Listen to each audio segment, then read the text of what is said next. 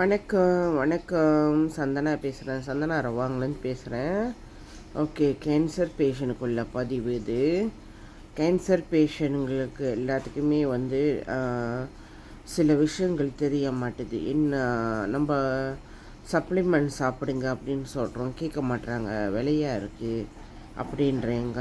சில பேர் சொல்கிறாங்க, அக்கா நான் முதல்ல கொஞ்சம் எடுத்துக்கிட்டால் போதுமா, ஒரு பாக்ஸு சாப்பிட்டா போதுமா, அந்த மாதிரி இருக்கக்கூடாதுங்க. நீங்கள் பார்க்க போனால் நம்ம சப்ளிமெண்ட்டு உங்கள் உடம்புல பாய்சன் பட்டுருச்சு. உங்கள் உடம்புல பாய்சன் பட்டுருச்சு. அதை நீங்கள் உடம்பே சுத்தப்படுத்தி ஆகணும். உங்களுக்கு தெரியுமா, கேன்சர் எந்த இடத்துல கிளை பாய்க்குதுன்னு உங்களுக்கு தெரியாது, அதோட கிளை வருதுன்னு தெரியாது. மரம் வேர் முளைச்சிருச்சு உடம்புல. வேர் முளைச்சிருச்சுன்னா, ஒரு மரம் வந்துருச்சுன்னா அதோட கிளை எவ்வளோ பெருசாக வரும் உங்களுக்கு தெரியுமா இல்லையா? ஒரு மரத்தோட கிளை எவ்வளோ பெருசுக்கு வரும்னு. அது மாதிரி தான் நம்ம உடம்புல அந்த கேன்சரும். ஸோ எந்தெந்த இடத்துல அந்த கிளை வரும்னு நம்மளுக்கு தெரியாது. அதுதான் உடம்புல பருகுனா, அதாவது பருவிடுச்சுன்னு சொல்கிறாங்களே, இதை தான். ஸோ நீங்கள் 1வது ஸ்டேஜ் 2வது ஸ்டேஜ் வரைக்கும் நார்மலாக இருப்பீங்க, ஒன்றும் இல்லை அப்படின்னு. 2வது ஸ்டேஜ் 3வது ஸ்டேஜ் கூட ஒன்றும் இல்லை, பரவுறதில்ல. ஆனால் கடைசி ஸ்டேஜ் பரவிடும். 4வது ஸ்டேஜ் பரவிடும். ஸோ நம்ம என்ன நினைக்கிறோம், சேஃபாக இருக்கும், 1 2 3 சேஃபாக இருக்கும் அப்படின்னு நினைக்கிறோம். ஆனால் அது சேஃப் கிடையாது. அதுவும் நம்மளுக்கு ஆபத்து தான். ஒரு 1வது ஸ்டேஜினாலுமே நம்மளுக்கு சான்சஸ் இருக்குது, 2வது ஸ்டேஜும் சான்சஸ் இருக்குது, 3வது நம்மளுக்கு சான்சஸ் இருக்குது. எங்கேன்னு கேட்டால் நம்ம பி இன்டர்நேஷ்னல் ப்ராடக்டில் சான்சஸ் இருக்குது. 4வது ஸ்டேஜ் வந்துட்டால் தான் ரொம்ப கிரிட்டிக்கல். ஏன்னா அது கடைசி ஸ்டேஜ்.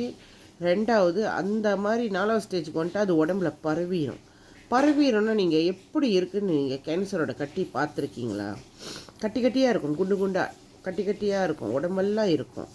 இப்போ ஒரு உதாரணத்துக்கு ஒரு குடல் கேன்சர்னு வச்சுக்கோமே, அது பரவிடுச்சுன்னா அந்த குடல் உள்ளுக்கெல்லாம் அப்படியே கட்டியாக எல்லா சைட்டும் அடைச்சிட்டு வந்துடும்.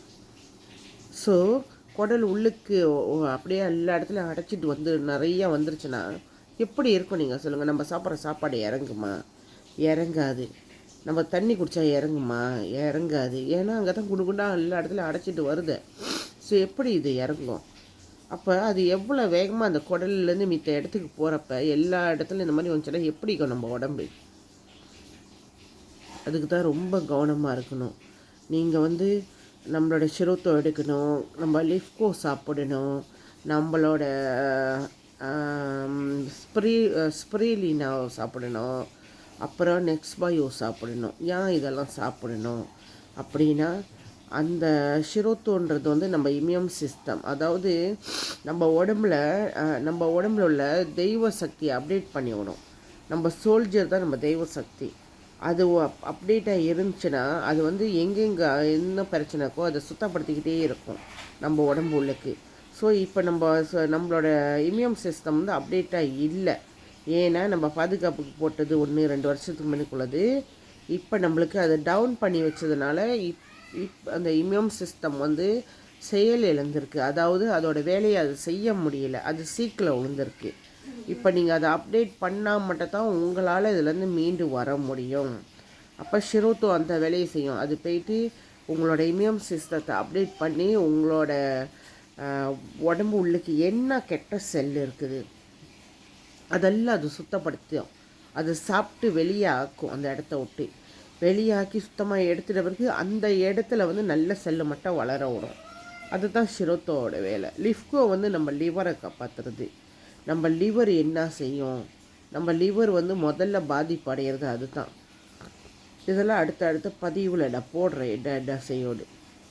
ஸோ இதெல்லாம் நம்மளுக்கு ரொம்ப முக்கியமான சப்ளிமெண்ட். இதெல்லாம் ஒவ்வொன்றும் போய் ஒவ்வொரு பார்ட்ஸை சுத்தப்படுத்தும். நீங்கள் சாப்பிட்டு தான் ஆகணும், சாப்பிட்டா தான் உங்கள் உடம்பு சுத்தமாக ஆகும். அது ரொம்ப முக்கியமான விஷயம். இன்னும் நிறையா இருக்குது. கேன்சர் பேஷண்ட் தெரிஞ்சுக்க வேண்டியது நிறையா இருக்குது, 1 2 கிடையாது. மெயினாக சோயா சம்மந்தப்பட்டது எதுவுமே எடுக்காதீங்க தயவு செஞ்சு. நீங்கள் ஒன்றும் கேன்சரில் இருக்கீங்க, இப்போ தான் ஒன்றா செஞ்சு ஒன்றும் இல்லைன்னு நினச்சா கூடயும் யாரும் இது உடம்பு தெம்பு, இது பலம், காலை சாப்பாடு சோயாவில் தான் செஞ்சதான்னு கேளுங்க. அதை சோயாவில் செஞ்சுதான் இருந்தால் தொடாதீங்க. அது என்ன தெம்பாக இருந்தாலும் சரி, பலமாக இருந்தாலும் சரி.